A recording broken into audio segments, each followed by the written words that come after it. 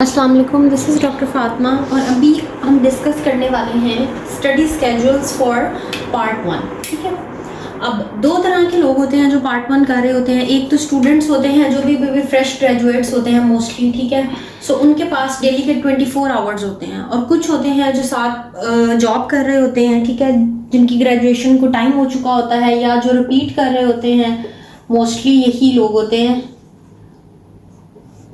ठीक है, जिनको थोड़ी कुछ वो हाउस जॉब का बाद एक्सपीरियंस गेन करने में लग जाते हैं। सो वो यहाँ पे ये दो कैटेगरीज हैं। सो इसमें हम देखते हैं कि हमने अपने टाइम को किस तरह से डिवाइड करना है।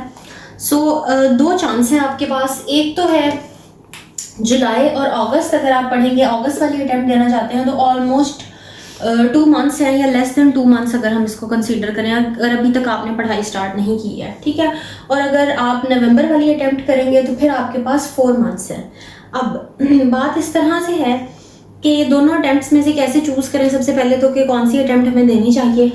सो अटैम्प्ट्स जो है ना, अगस्त और नवंबर दोनों वाली की इंडक्शन जो है ना वो सेम टाइम जनवरी पे ही होती है। ठीक है, अब यहाँ पे भी दो तरह के लोग आते हैं। एक वो हैं कि जो कहते हैं जी हमारे पास हम 2 अटैम्प्ट्स हों, ताकि अगर जो फेलियर को ज़रा ज़्यादा माइंड में रखते हैं कि अगर अगस्त में नहीं हुआ फिर हम नवंबर में दे लें, ताकि एटलीस्ट हम इस इंडक्शन में तो अप्लाई कर सकें।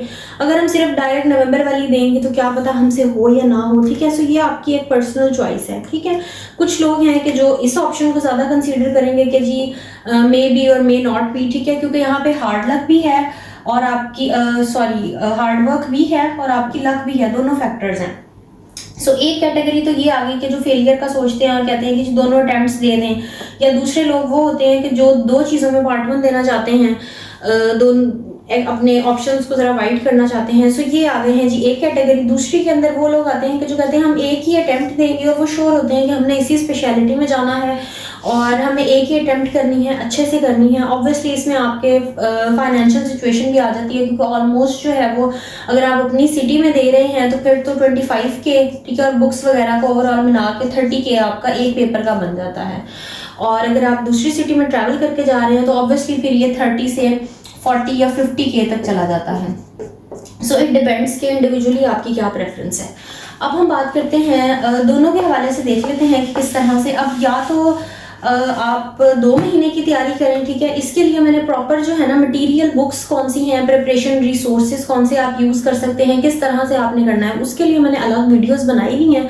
FCPS और JCAT की कौन सी अटैम्प्ट आप देना चाहते हैं, सब कुछ उसके अंदर बताया हुआ है। यहाँ पे हम सिर्फ स्केड्यूल को डिस्कस करेंगे, किस तरह से आपको पढ़ाई करनी चाहिए। सो 24 आवर्स के अंदर जो है ना वो हमारे पास 8 आवर्स तो हमने स्लीप के निकाल दिए। 2 आवर्स में हम एक्स्ट्रा खाना पीना या वॉक, ये वो एक्सरसाइज कुछ भी आप उसको कर लें। फिर रह जाती है पीछे 14 आवर्स। अब 14 आवर्स जो है ना, इसमें हर बच्चे की कैपेसिटी नहीं होती है कि वो 14 आवर्स कंसेक्यूटिवली बैठ के पढ़ सके। मोस्टली मेडिकल स्टूडेंट्स की होती है, बट स्टिल आपका ब्रेन जो है ना वो हाउस जॉब के बाद इतना ज़्यादा काम करने का, मेंटल वर्क करने का आदी नहीं होता है।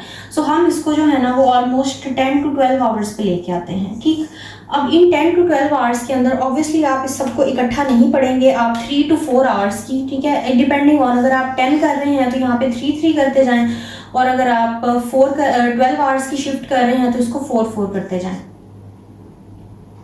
तो ये 3 शिफ्ट्स आपने बना ली हैं विद ब्रेक्स। ठीक है, या तो आप 9 to 10 आवर्स स्टडी कर रहे हैं या फिर आप 11-12 आवर्स स्टडी कर रहे हैं। सो ये हर एक सेशन जो है वो आपका 3 to 4 आवर्स का होना चाहिए। अब 3 to 4 आवर्स के अंदर आप क्या क्या चीज़ें कवर कर सकते हैं। अगर तो आप अगेन 2 मंथ्स वाले हैं, ठीक है, आप थ्योरी भी रीड करना चाहते हैं, आप रफ़ी पर्ल्स भी करना चाहते हैं, आप SK MCQs भी करना चाहते हैं, तो आप इस तरह कर सकते हैं कि शुरू के जो दिन के 3 से 4 घंटे हैं, जब भी आप पढ़ना स्टार्ट करें तो उस टाइम आप थ्योरी करें, और वो भी थ्योरी बुक्स आपने कौन सी करनी है डिपेंडिंग ऑन योर टाइम, वो उन वीडियोस के अंदर एक्सप्लेन किया हुआ है।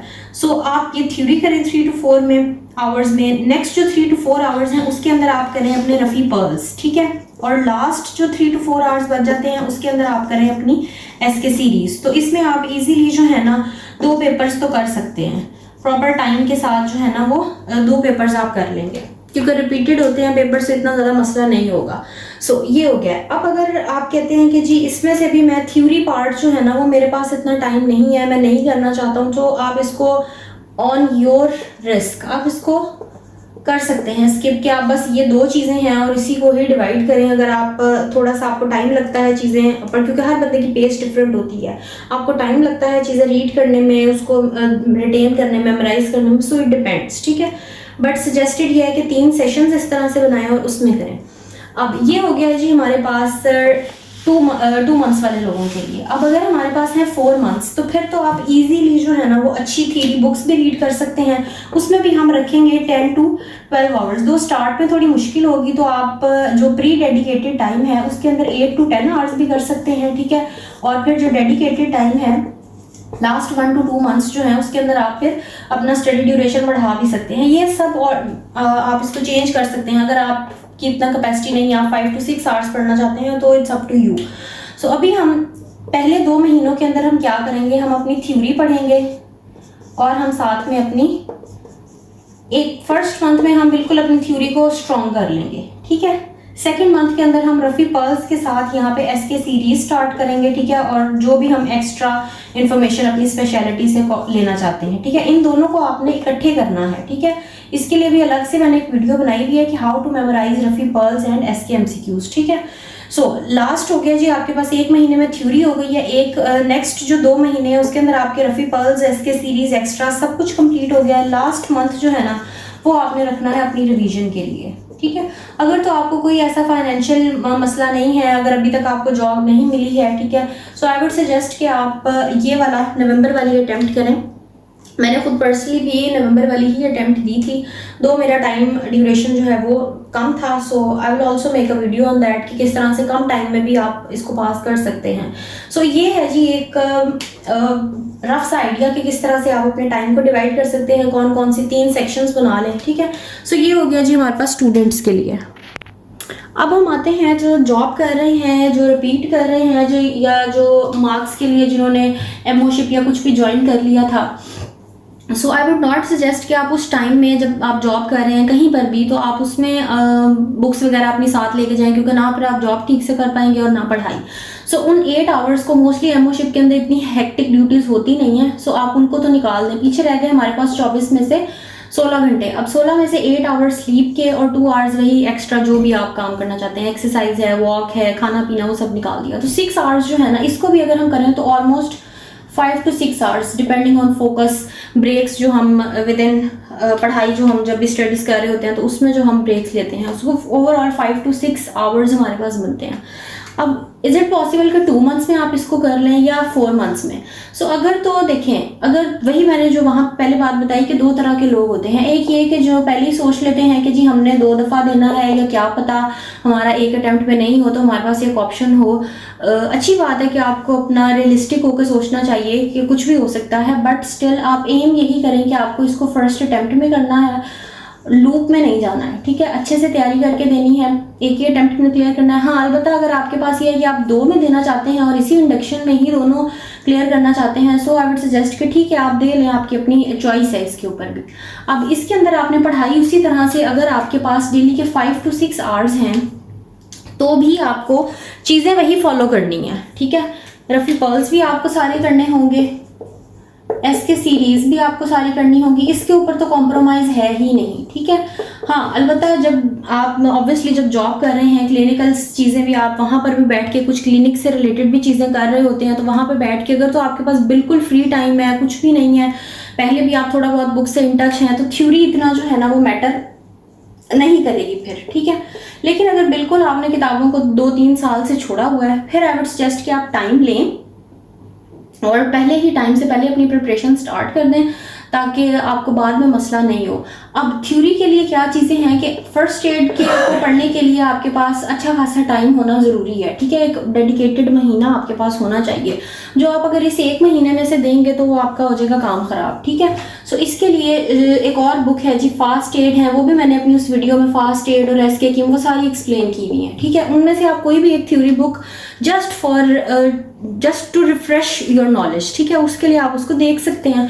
और ये 2 जो चीज़ें हैं ना, इस पे आपने अपना मेजर फोकस करना है, क्योंकि अगर रफ़ी पर्ल्स आपको वैसे भी समझ में आ रहे हैं, वीडियोस मैं पोस्ट कर रही हूँ साथ साथ, ठीक है, वो वीडियोस देखें आप। सुबह के टाइम जाते जाते एक वीडियो देख ली, वापसी पर रास्ते में एक वीडियो देख ली, ठीक है, और आकर फिर रेस्ट करने के बाद आपने वो वाले जो मैं वीडियो सुनी है उसी से रिलेटेड वो टॉपिक रीड कर लिया और रात को बैठ के आपने इसके सीरीज़ करनी है, ठीक है।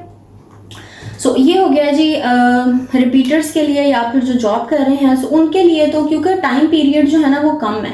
जो फ्रेश हैं या जॉब नहीं करते हैं वो यहाँ पे रिस्क ले सकते हैं क्योंकि वो अपनी 10 आवर्स स्टडी भी कर सकते हैं और मैक्सिमम टाइम दे सकते हैं। लेकिन जो बेचारे जॉब कर रहे हैं उनका ये है कि वो 5 to 6 आवर्स ही दे पाएंगे।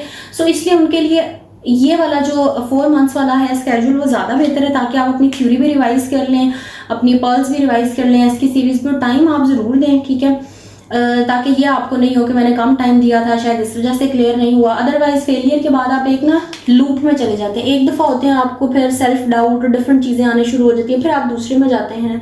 और जो लोग इसको ओवरकम कर लेते हैं वो ऑब्वियसली 1 ना 2 अटैम्प्ट्स में क्लियर कर लेते हैं। लेकिन जो पार्ट 1 की बेसिक समझते ही नहीं है कि किस तरह से क्वेश्चन आते हैं, हमें फोकस किस चीज़ पे करना है, ठीक है।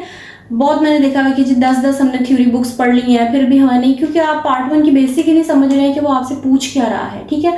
जिस तरह का MCQs वो आपसे पूछेगा आपने उसी तरह से उस नॉलेज को मोल्ड करना है, ठीक है। So this is the trick.